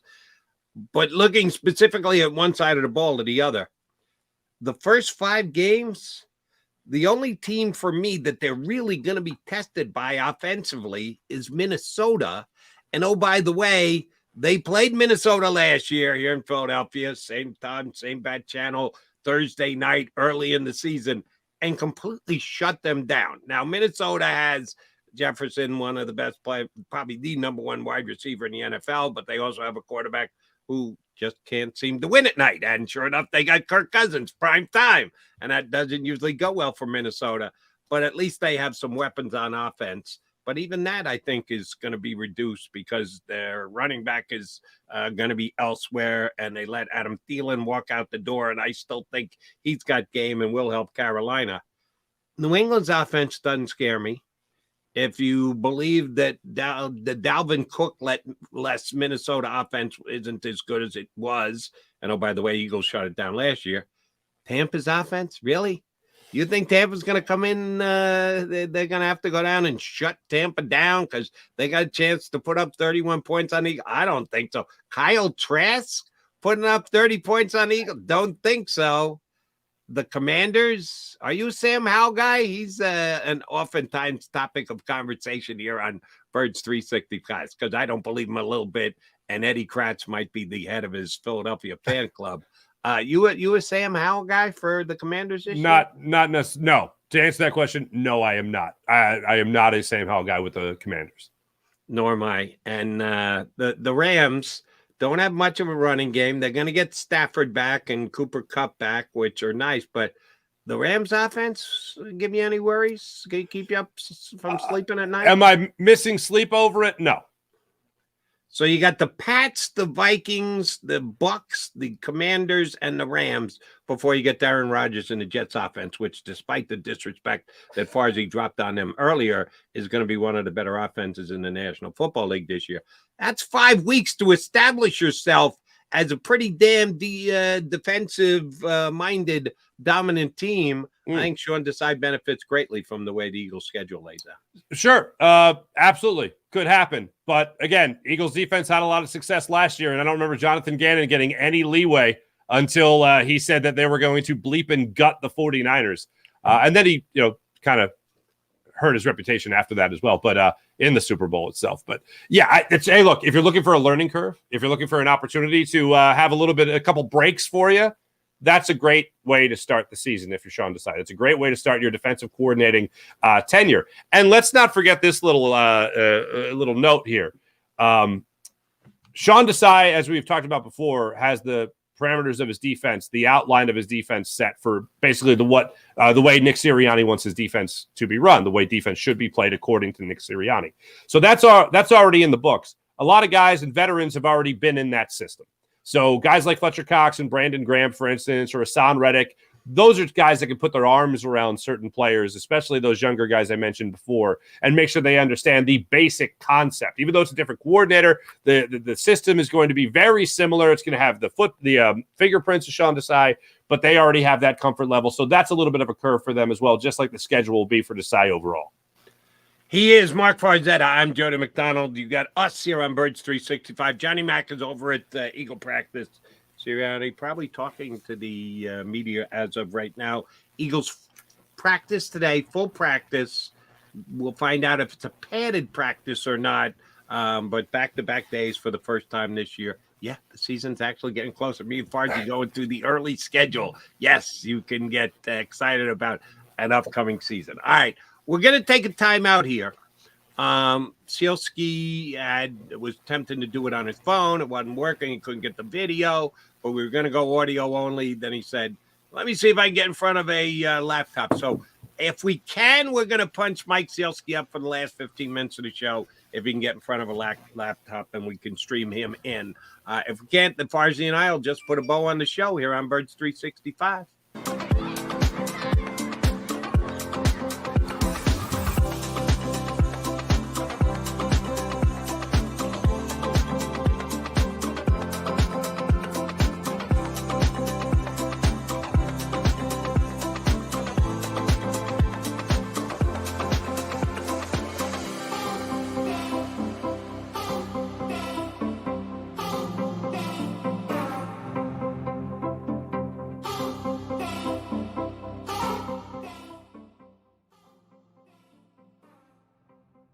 If you own a company and you're not producing a podcast, you're missing out. The public consumes messaging when they're ready. Join the professional podcast network of companies and let JAKIB Media Partners put you in the podcast arena. Come to our professional studio or we'll come to your place of business and professionally produce your company podcast. Call JAKIB Media right now at 267-261-3428. 267-261-3428. Heading down the shore. Have a ball once more. Here, imaginations run wild and time stands still. Because here, you can find the best of the Jersey Shore, all on one 5-mile island. So leave the old you behind and get lost in the woods. Wild, wild, wild wood days.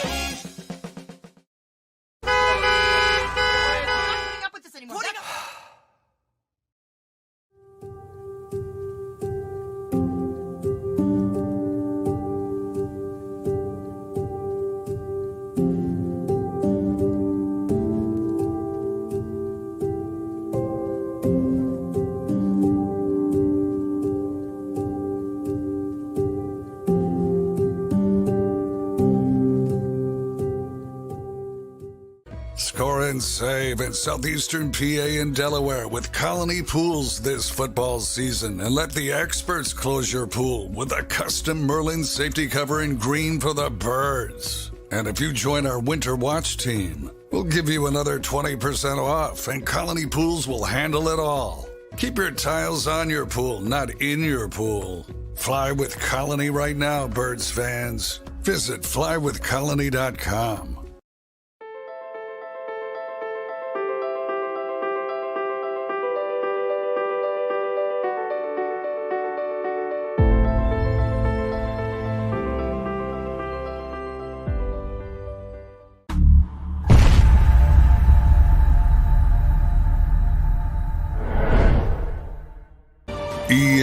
EAGLES, Eagles.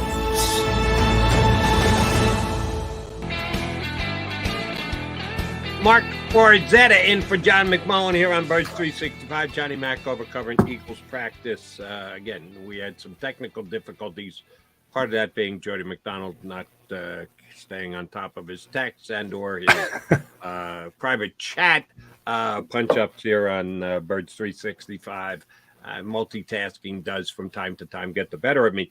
Still hoping to get Sielski up here in the last 10 minutes of the show. If we could sneak in a question or two for him, we will. And one of the things I want to ask him about is I'm going to give him a chance, like you did earlier, disrespecting the New York Jets.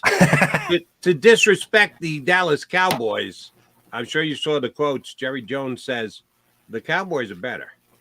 The Cowboys only finished one game behind the Eagles this year, but this year's Dallas Cowboy team is just flat out better as per their owner.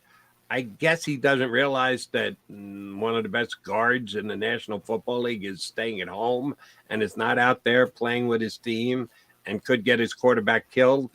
Yeah, maybe we shouldn't go there because Eagles are going with a new guard too, but we got more faith in Cam Jerkins and what the Cowboys are going to try and throw out there to replace Zach Martin. As much as I love Isaac Seumalo, trying to replace Zach Martin is harder than replacing Isaac Seumalo. So good luck with that.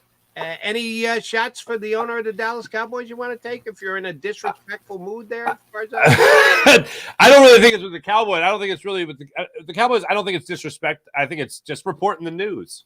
Like, how do you Jerry Jones isn't a threat.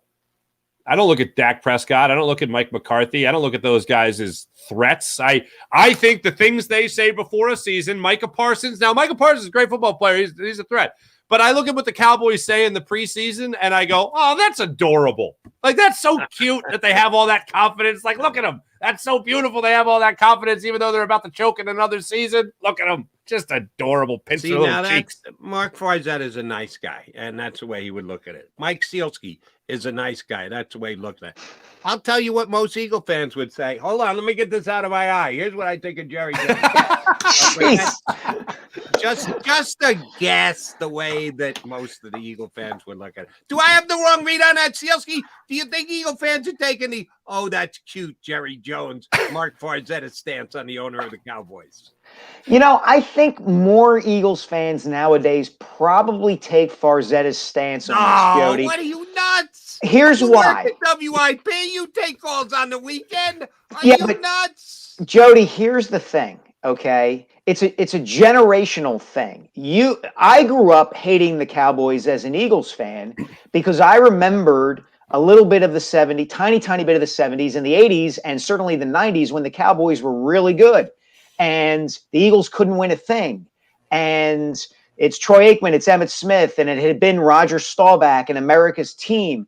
They haven't been that team for a long, long time. So there's a whole generation of Eagles fans who kind of look around, I think, and go, why is everybody worked up about the Cowboys? Yeah, they're good, and yeah, they're popular, but the Eagles have won a Super Bowl and are consistently better over the last 15 to 20 years than the Cowboys are. So why are we supposed to hate them so much? Yeah, but see, that's why I think you're just woefully wrong. Sorry to say. They're not a threat. They like to think of themselves as a threat. Some obnoxious, over-the-top Cowboy fans want to hearken back to 1990 as if they're going to play the 2023 season in 1990. It's not happening. Well, first of all, the Cowboys in 1990, I think were only like 9-7. So I think the Eagles would take that. Whatever year you want to. When Jimmy was the coach, harken back to when Jimmy Johnson. It's true. What? Mike McCarthy, not Jimmy Johnson, but some Cowboy fans, including the owner, might make you believe that that's the case. Yeah, but there are a lot of obnoxious fans of a lot of teams, and it's not the same because those Super Bowls in the early 90s and that domination throughout the 70s aren't as fresh in Eagles fans' minds as they once were. Look, I've talked to, say, Merrill Reese about this, okay? And Merrill has certain feelings about the Cowboys because he remembers when he was a kid in Philadelphia and the Cowboys would just beat the snot out of the Eagles every single year. That doesn't happen anymore. It just doesn't. And so the temperature is going to be turned down on the rivalry. The other thing is, I think from a rivalry standpoint, it's always been more intense on the Philadelphia side than it is on the Dallas side because there are half a dozen to a dozen teams around the league who consider their Cowboys their biggest rival. You know, go up to New York and ask Giants fans, who's your biggest rival? And they'll probably say the Cowboys. Back when Washington had an actual football franchise, people down there used to say, oh, the Cowboys are our biggest rival. San Francisco, oh, the Cowboys are our biggest rival. So it's diluted a little bit from the Texas end of things. Yeah, I would agree with that. And it's also still being built up, Mike, and Jody, you both know this, like the national media loves bolstering the Cowboys simply because everybody cares about the Cowboys. If you hate the Cowboys, you care about the Cowboys. If you love the Cowboys, then obviously, well, you need help. And then also on top of that, you still care about the Cowboys.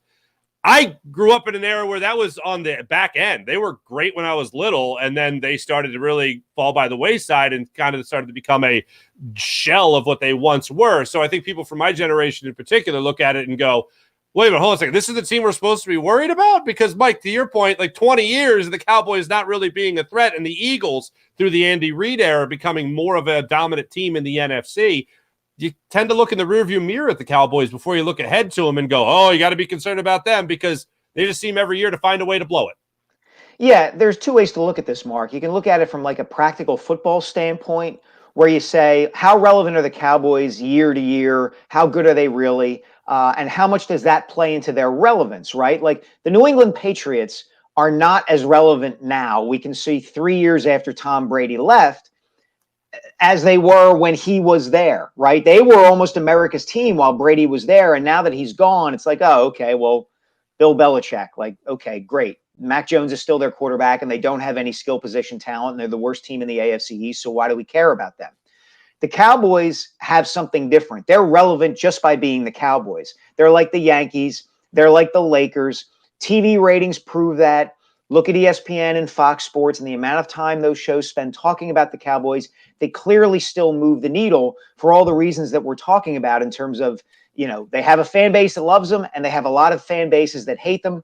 My colleague and friend Marcus Hayes has always maintained that the Philadelphia Inquirer and or Daily News should have a Cowboys beat writer, that we should be at every Cowboys game because there is a segment of the Eagles fan base, to Jody's point, that hates them that much and is interested in them that much. I'm just not sure anymore how big that segment of the Eagles fan base is. If I'm agreeing with Marcus Hayes, I'm okay with that. The Cowboys still deserve the attack. They don't deserve the respect, but when Jerry Jones gets to running his mouth, I think Eagle fans should respond rather than just go, oh, it's just the Cowboys. The Cowboys, cute little team, as far as you said down there in Tech. No, they're the Cowboys. So here's a question I have for you, Mike. Extensions. Johnny and I kicked this around. I do not need hair extensions, Jody. No. You could use them. I'm a foregone conclusion. As far as he's got no shot, we're out of that conversation. But that wasn't what I was referring to. I'm talking about contract extensions. Okay. Eagle players. There's, I guess, a couple of guys. You got Jalen Dunn, but there's a couple guys that you could talk about as far as an extension. And Hassan Reddick kind of led us into that conversation the other day when he referenced the fact that there's a whole bunch of other guys that are on the same level he is, and they're holding out. So that conversation was rightfully had. When is Nick Sirianni going to get a contract extension? That's a great question. I would think at some point this season, provided the team gets off to the start that everybody presumes they're going to get off to. You know, we saw this with Andy Reid, for instance. Go back, I guess it was 2001, 2002, where the Eagles kind of finally realized, okay, he's got it. We made the right call. They went from 3-13 to 5-11 to the playoffs, and we're humming along. And Andy did want a little more power, and that differentiates him from Sirianni. But same thing happened with Doug Peterson, right? They gave him an extension after the Super Bowl. So and that's where the question comes from for me. Peterson won to now Sirianni didn't win the game. I'm not blaming Sirianni for the losses. We could Mike jumping in the end of the show. We could spend the next hour talking about last year's Super Bowl. We're not going to. Right after Doug won, he got the extension before the next season started. As a matter of fact, it was early August.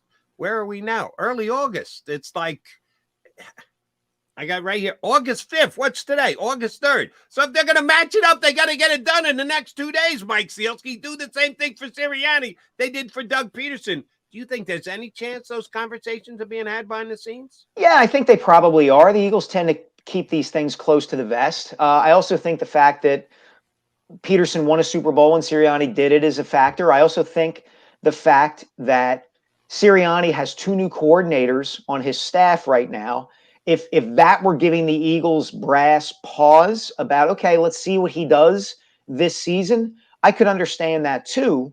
But I think Nick's a really good coach, and I think they're probably going to extend him. He seems not to be as craving the sort of power, at least yet, that Andy did and that Chip Kelly absolutely did right out of the chute. So I think there's a few different dynamics at play. I do also think, though, to your point, Jody, that Nick feels much more emboldened naturally because of his personality to speak up and weigh in on things in a way that Doug Peterson did it. Doug almost did it when it was too late, when it came to his coordinators and coaches and some of the changes that Jeffrey Lurie and Howie Roseman wanted him to make. By the time Doug was in a position to have some autonomy, he had already kind of given it away. I don't think Nick has that problem. I've heard from people within the organization that Nick speaks up on his own behalf in terms of what he wants. So, look, all of those dynamics could be at play. I don't think there's any necessarily any like artificial deadline of, we did it by this date with Doug, so we've got to do it by this date with Nick. I think it'll probably happen, and we'll see when it does happen. Mike, real quick, I just want to mention your article that came out yesterday regarding Quez Watkins and his status right now with the Eagles. I was reading it. Great piece. Eagles fans should check that out, Inquirer.com, of course. Quez has got that whole, I don't want to use the word diva yet, but he's got that real cocky, arrogant, I'm the best, I can be the best, I'm elite personality down when it comes to a wide receiver. Will the talent catch up to that at some point? How does that work? Well, I think he's got talent. I just wonder what color the sky is in his world where he's an elite receiver.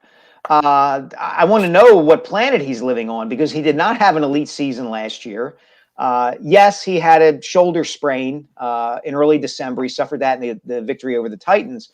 But still, he hasn't been an elite receiver by any definition, and now he's really, in a way, kind of competing and fighting for his job because they brought in someone else to challenge him for that number 3 wide receiver spot. So maybe this is a thing this is a position that he needs to take, he feels like, to get himself fired up and focused for this coming season. And look, the coaches have praised him throughout camp, and who knows, maybe 6, 7, 8, 10 weeks into the season, we'll all be saying, wow, Quez Watkins is back to being the deep threat that everybody hoped he would be, stretching the field, opening things up underneath for Dallas Goedert and Devontae Smith and A.J. Brown and et cetera, et cetera.